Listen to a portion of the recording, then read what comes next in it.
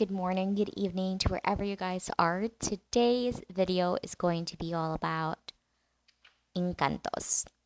So, in Philippine mythology, encantos, or what we call Laman Lupa, are those entities that are connected by nature. And mostly of the videos that we've known, in almost everything in the media, they say that fairies, or duendes, or any laman lupa, there's part of them that are bad, but mostly what we see in the media is that they are, um, you know, really friendly type of creatures, entities that are really helpful and, just good in nature. And today, I have pulled out, I believe I have four, if I'm not mistaken, four stories coming from real life people where they've talked about their experience. And it's all related to potential Laman Lupa entities that we've never heard of. I mean, we've heard about fairies and all those things, but this is like a confirmation that real people did experience something related to this Laman Lupa, or fairies, duendes, or whatever you call them. So let's jump into the first story we have. This is a story of a hiker and his one of his experiences in one of his hiking adventures. And I titled this story as Solo Hiking Gone Wrong. Okay, so brace yourselves.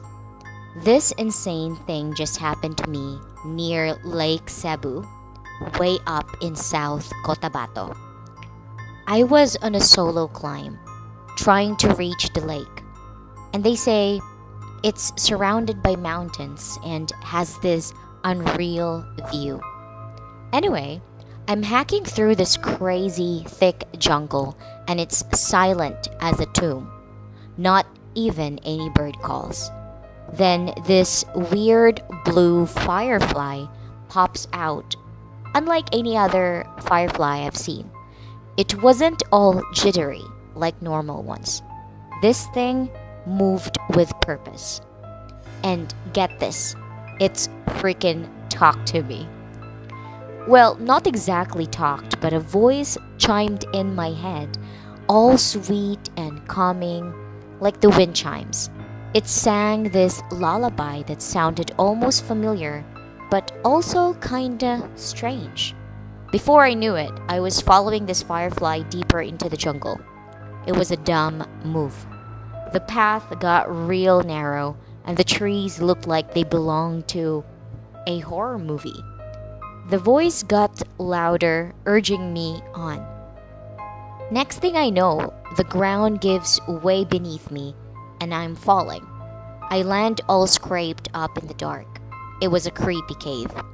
There, this massive tree in the middle, glowing the same blue as the firefly.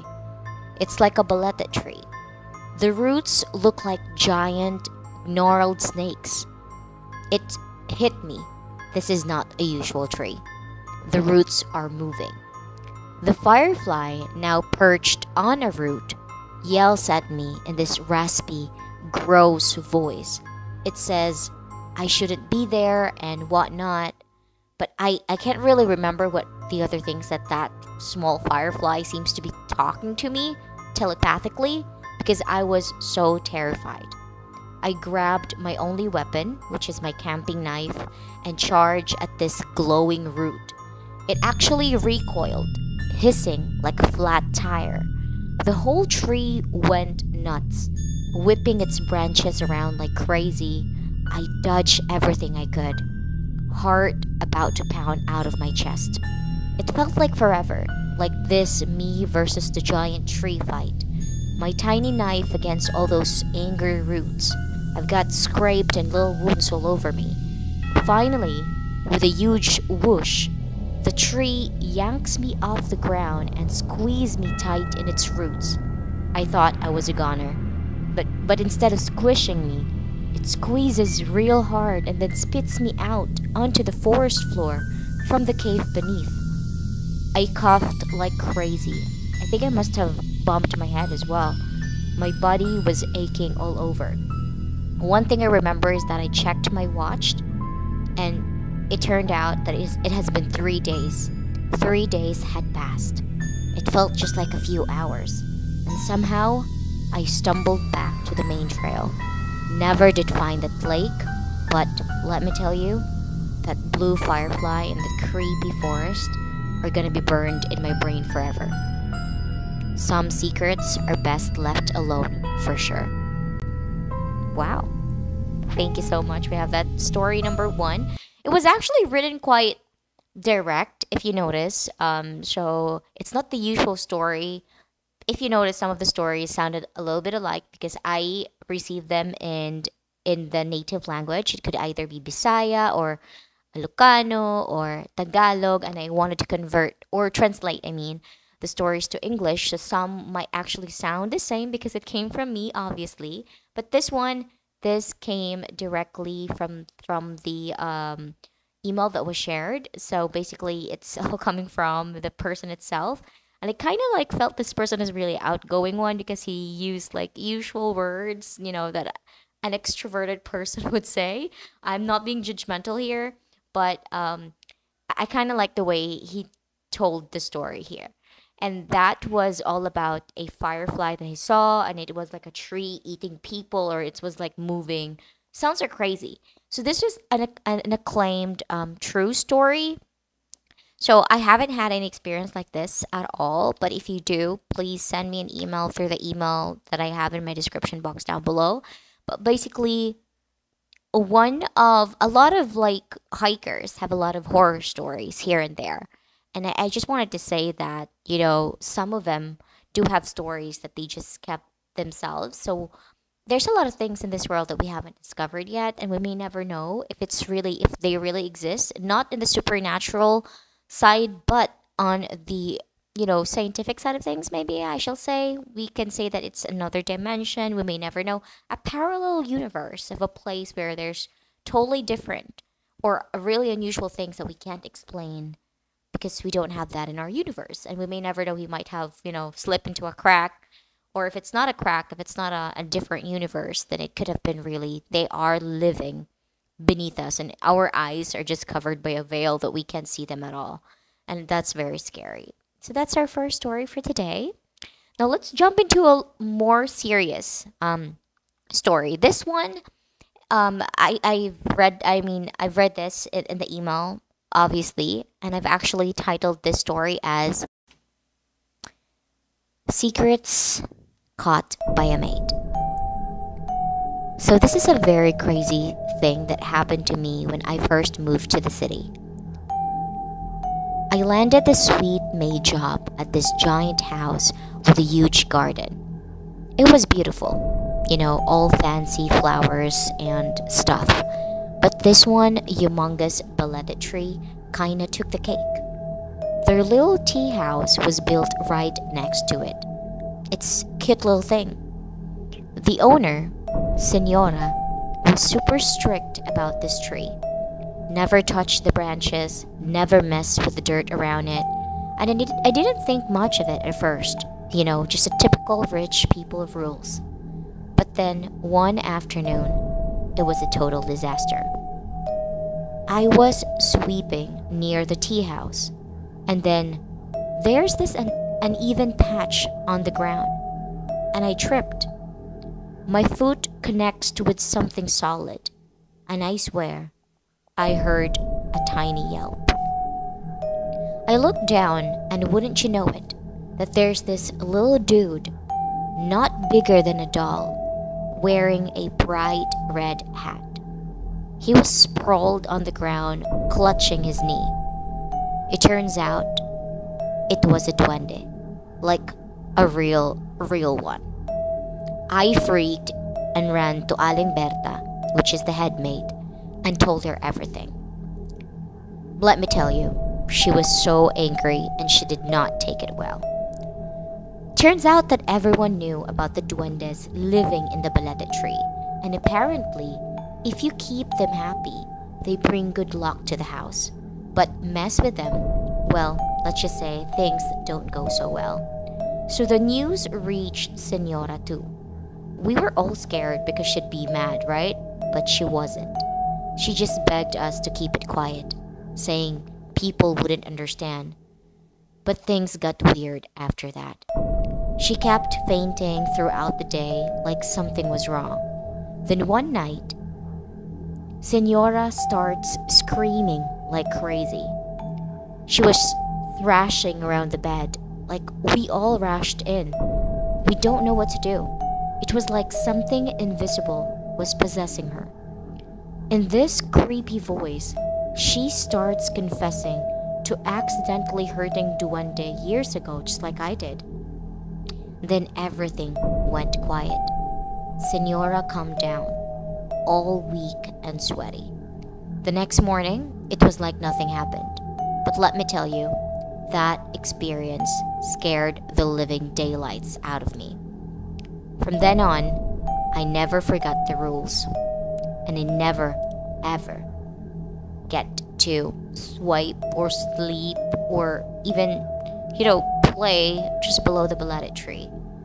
The Balete tree is a nice shade, so most of the maids like me would stay there in their free time and eat their breakfast or lunch.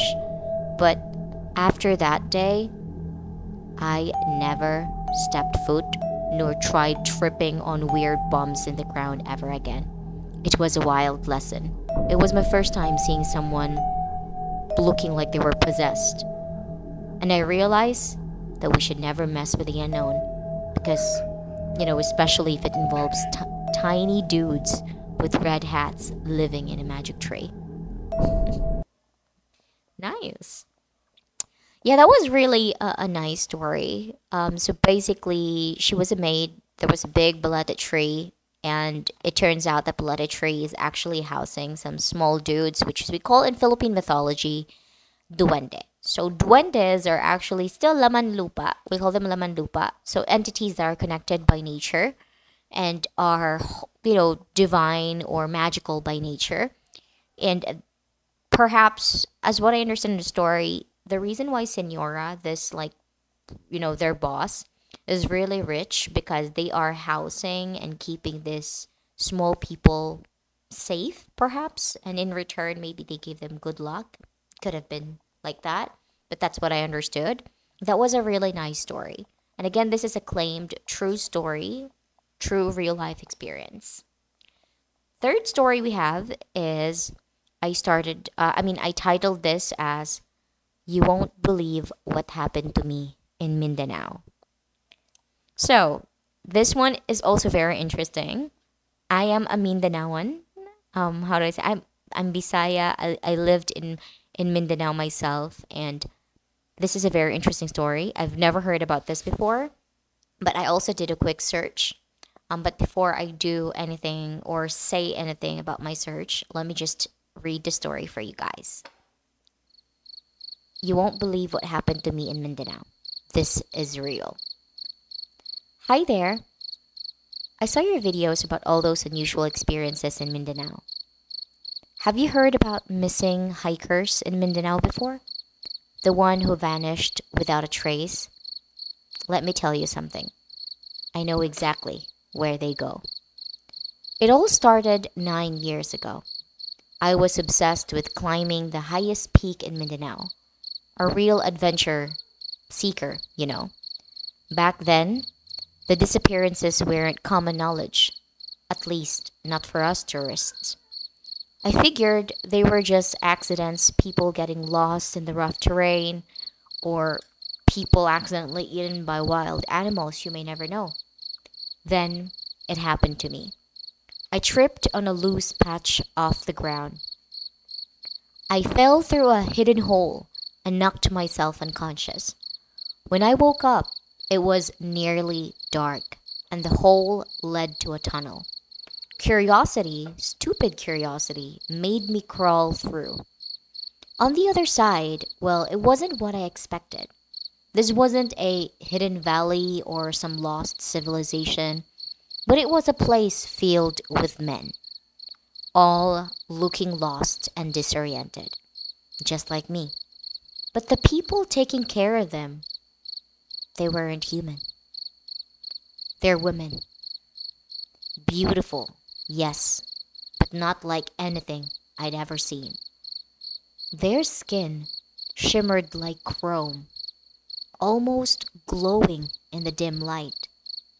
They were kind at first, treated us like guests.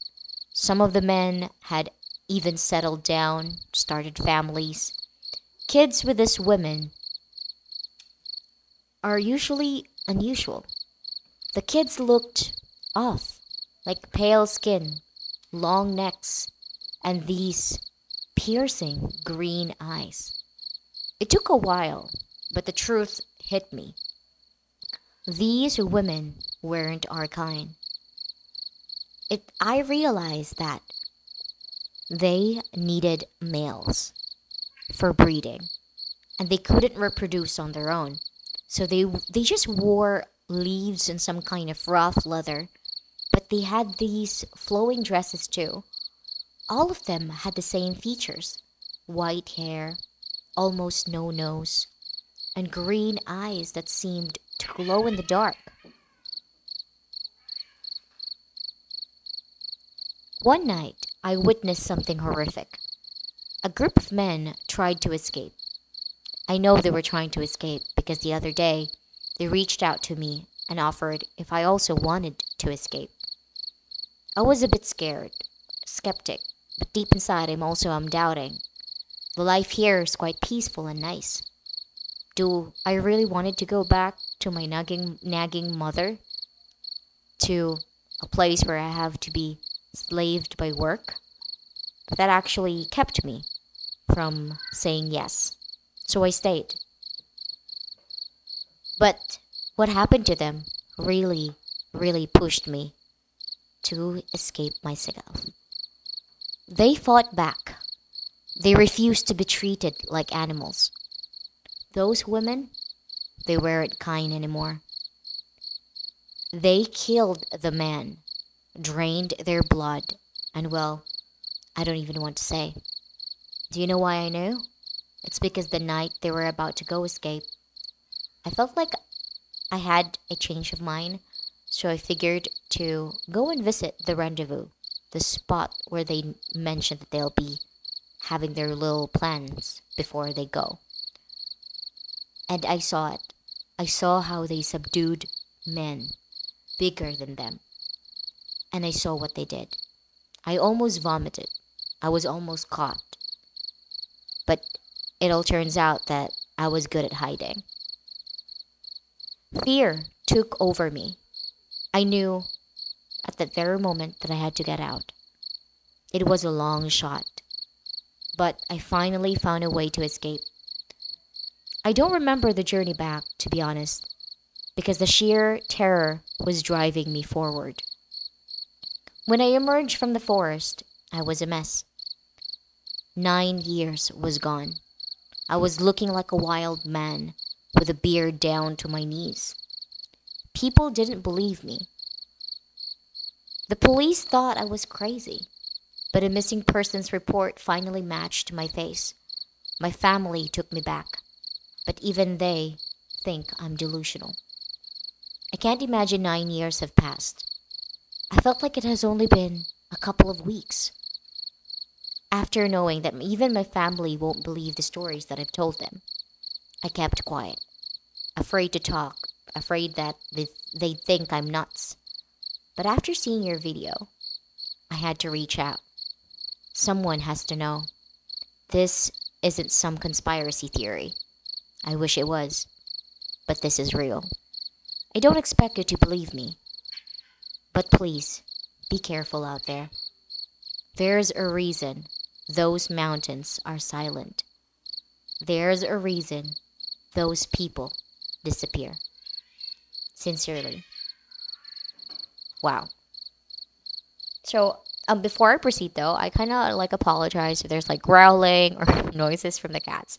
My cats are always awake at this type of hour, and I always record, voice record, or read stories early in the morning, so they're all awake and they're playing in the background. So, just let them be. But yes, That's the story coming from one of the solo hikers. It's actually they didn't give me any or I didn't find any year at all, but I did my few research. He said that it was the tallest peak in Mindanao, so I understand it's Mount Apo. Correct me if I'm wrong, but I believe Mount Apo is the tallest peak in Mindanao, and a lot of people really indeed wanted to experience hiking or overcoming and being on top of the tallest peak in Mindanao, which is Mount Apo. And I did my research. There's actually quite missing people and people that have to be rescued in Mount Apo because it was a very rough terrain, and it was very brave of him to go there. Hey, shh. Go there solo. So that was really scary.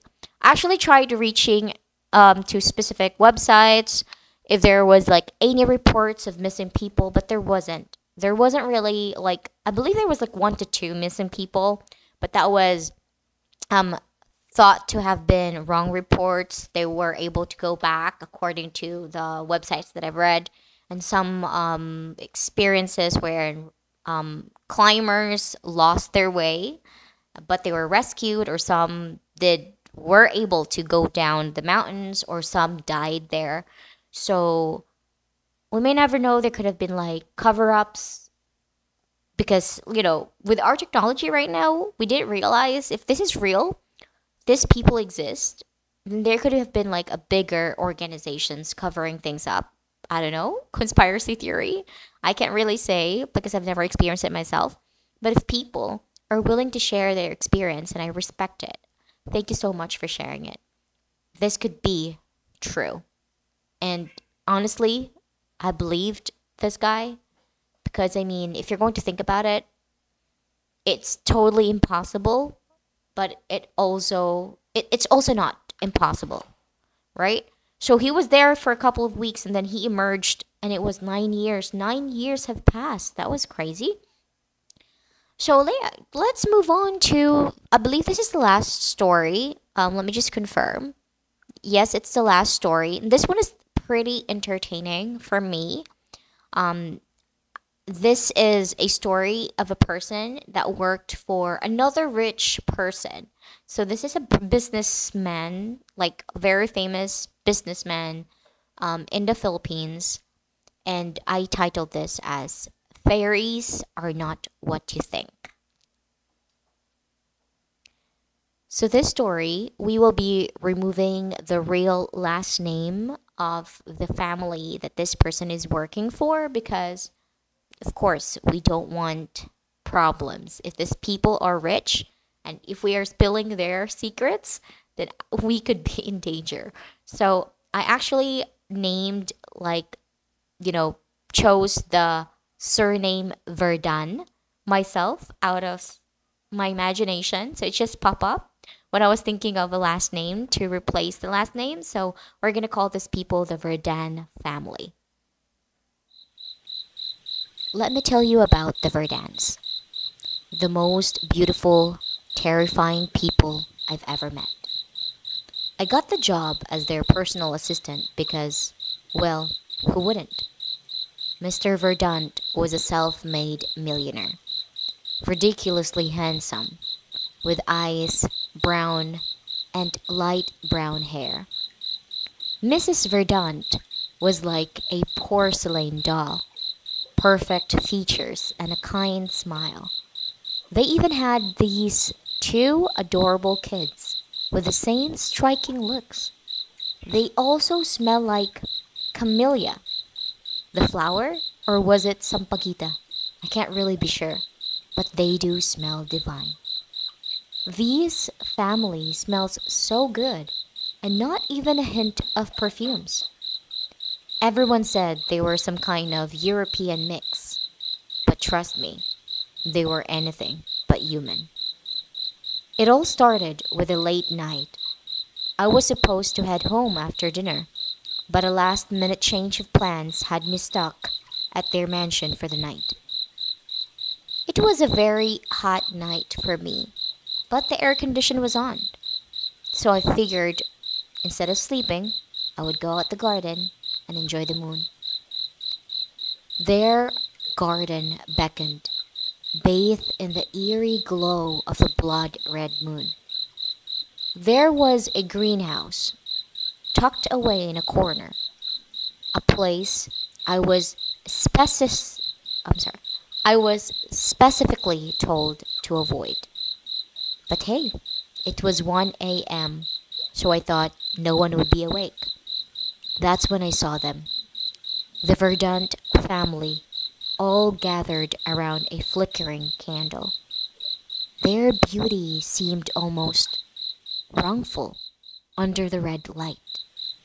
But what truly horrified me was the shimmer of their skin. Not some healthy glow, but an unsettling, almost metallic sheen. Their eyes, the most unsettling part. They were bottomless, black pits. No whites, no irises, just pure darkness. Their hair, a tangled mess of emerald green, dripped down their backs like glistening seaweed. I know that it was the Verdant family because they still have the same beautiful features. I recognize the eldest and Mrs. Verdant. But what I was very, very curious was that why are their hairs like that? Why are their skin gleaming and glistening like that? And what's more, I saw wings. Yes, wings of a dragonfly, I must say. Its small, translucent wings that glittered like scattered jewels or just glittery materials. You know, the things that we bought on the malls when we were little kids and do our DIY crafts. It looked like that.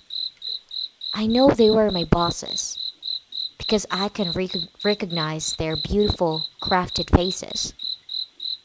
But I know they're not the same.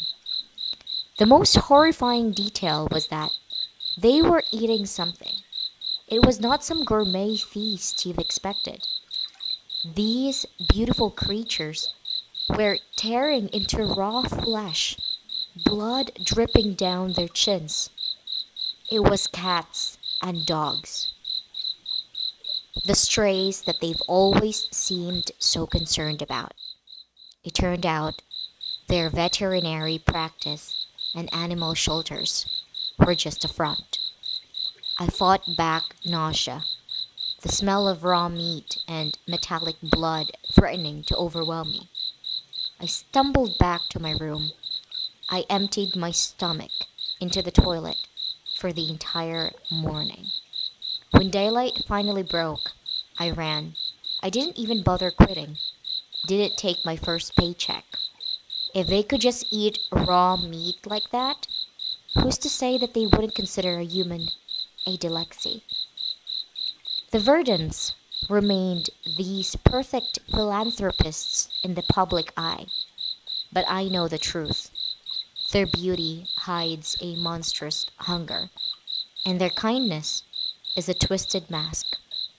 And that's the thing about these fairies. They're not delicate, sparkly creatures of stories. They're ruthless, terrifying, who wear a beautiful human disguise. Now, I'm in hiding, learning everything I can about these creatures. I did my research. Apparently, they're not all like the Verdants. Some Fey folk, I call them, coexist relatively and peacefully with humans. But there's a specific Fey folk that was called the Verminous Court that feeds on fear and despair, which is why they have charities and are a perfect hunting ground to feed on fear and despaired people. They have animal shelters as snacks and food. I was hoping to expose them, But how do you expose creatures who have mastered deception for centuries? I need proof and something concrete that can't be dismayed as a crazy woman's rant. I'm scoring the internet, dark web forums for anyone who's encountered them, or any stories similar to mine. Anyone that can help verify what I have experienced as something not a crazy woman would think of. It's a dangerous path that I've been taking. Sometimes I felt like I was being followed, or maybe just because I was a bit paranoid and scared. Those people feast on animals, but they won't get their hands on me. I was just really hoping to get my story straight out onto people, and always remember that do not trust the outside appearances, because you may never know what cruel and gruesome entity lies beneath. Thank you. God, wow. So this was the last story that I was able to plucked up from the emails that I received, and it was pretty entertaining. The last one was really the perfect one for me, I must say. All of the four stories are all great, and they're all. I specifically picked up stories that are related to Laman Lupa, which is a mythical Philippine mythology. Entities that are connected by nature, like what I said, fairies or people that might look like fairies. Now, for description, fairies are entities that are glittery, beautiful, small, with wings. But the stories that we've read today is actually quite different. There are fairy folks that has wings and are very beautiful, but they're not small. They're human-like. And there are also like trees that actually moves. It's like a new adventure. It's a new world. And I really, really liked, for me, the last, all of the stories are amazing. I liked the last story, and I also liked the missing, the guy that was able to escape, the missing troop in Mount Apo in Mindanao as well. I like that because I kind of noticed there are actually those experiences actually does exist, and there's potential missing reports, but not a lot though. But there is, so it could have been real. The last one, I can't really say that it is real. I'm not yet 100% convinced, but I like the plot and I like how it was written. Though it was claimed to be true, it's up to you guys. You decide if it's real or a elaborate hoax. And that's it for today. I hope you guys enjoy the stories. I still have a lot of stories that I have to pull out, do some research, but I hope you guys don't forget to subscribe and like today's video. See you again next time. Toodaloo.